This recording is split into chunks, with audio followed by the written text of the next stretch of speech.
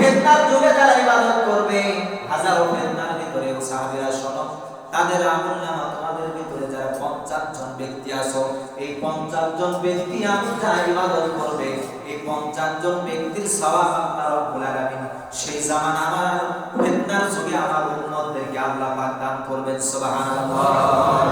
নবী করিম সাল্লাল্লাহু আলাইহি সাল্লাম বলেন, আল্লাহ রাব্বুল আলামিন বান্দার গুনাহগুলো maaf করে দেন শাবান মাসে।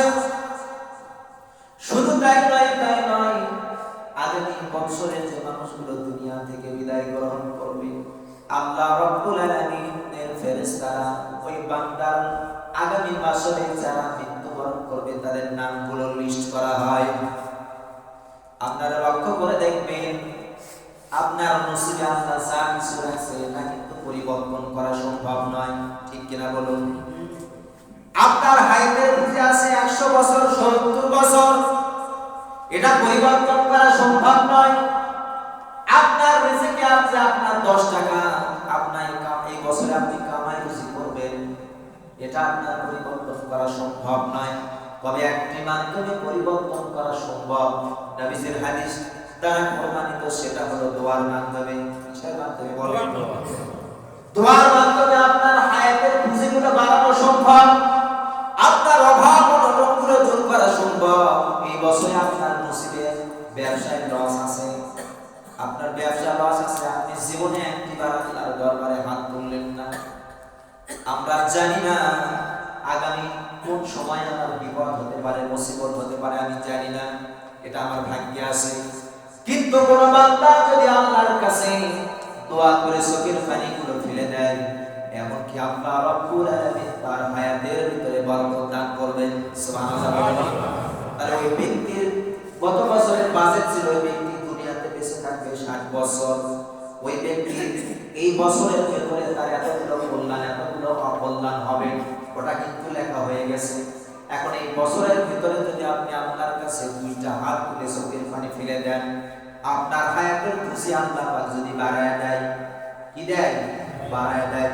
আপনার জীবনে ক্ষতি আছে, বিপদ আছে এত জায়গায়, আপনি সিজদায় পড়ে গেলেন, আল্লাহর দরবারে হাত তুললেন, যে বিপদটা আপনার বছরের ভিতরে 10 দিন হবে, আপনার হাত তোলার কারণে, চোখের পানি ফেলার কারণে, সিজদা দেওয়ার কারণে আল্লাহ রাব্বুল আলামিন 10টা বিপদ আপনার উপর থেকে কি করে দিল?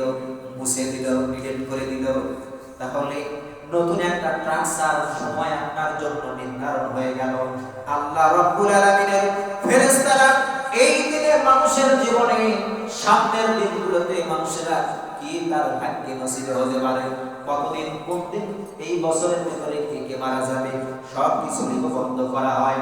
এই সময় যদি বান্দারা চোখের পানি ফেলে দিয়া আল্লাহর দরবারে সিজদায় অবনত হইতে যদি আল্লাহর কাছে মনের দুঃখগুলো পেশ করে, অভাব অনটন, দুঃখ দুর্দশা,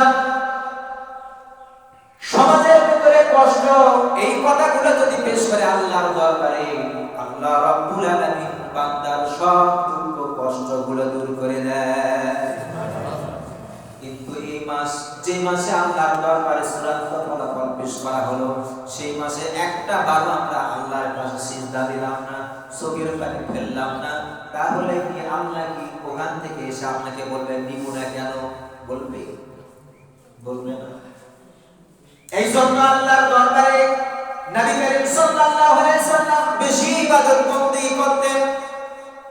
বান্দার সারা বছরের আমলনামা আল্লাহর দরবারে যখন পেশ করা হয়, আজকে আমার আমলনামাটা আল্লাহর দরবারে চলে যাবে, আমি সিজদায় অবনত হই, আল্লাহর কাছে দুইটা চোখের পানি ফেলে দিয়ে বললাম, রব্বুল আলামিন, সারা বছরটা আমি আমার হায়াতের পুঁজিটা গুনাহ দিয়ে নষ্ট করে ফেলেছি।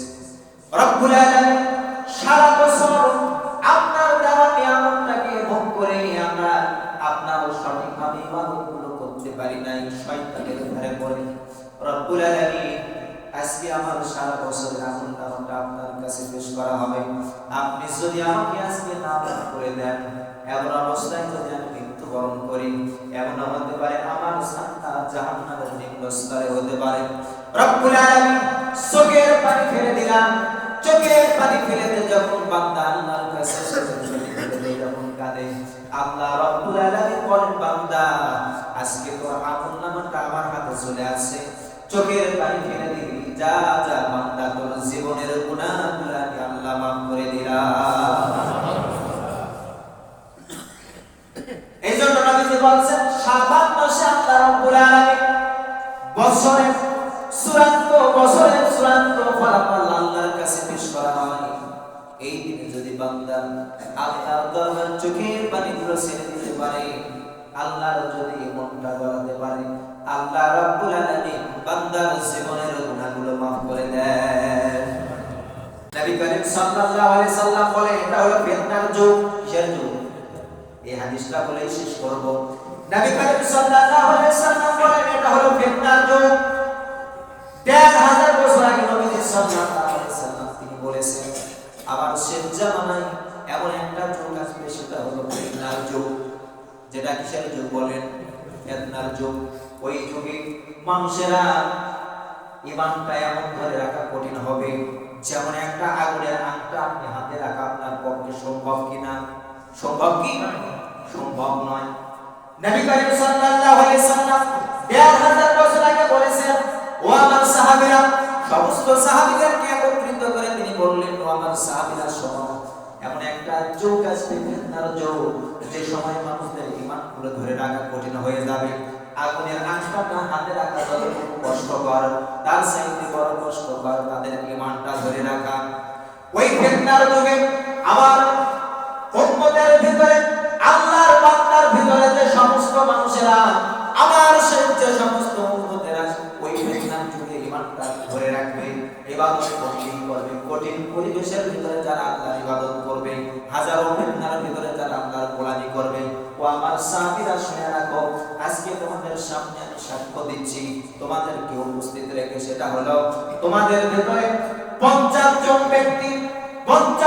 ব্যক্তি যা ইবাদত বন্দেগী করেছে, যে আমল করেছে, যে ইবাদত করেছে, আল্লাহ রাব্বুল আলামিন তদানীন্তন সময় ওই ফিতনার যুগে যে মানুষগুলো ইবাদত করবে, ওই একজন ব্যক্তিকে তোমাদের ৫০ জন ব্যক্তির সওয়াব দান করবেন।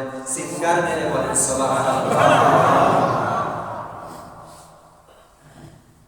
কালকেও হাদিসটা পড়ছি, আজকেও হাদিসটা পড়ে এখানে রেডি হয়ে আছি।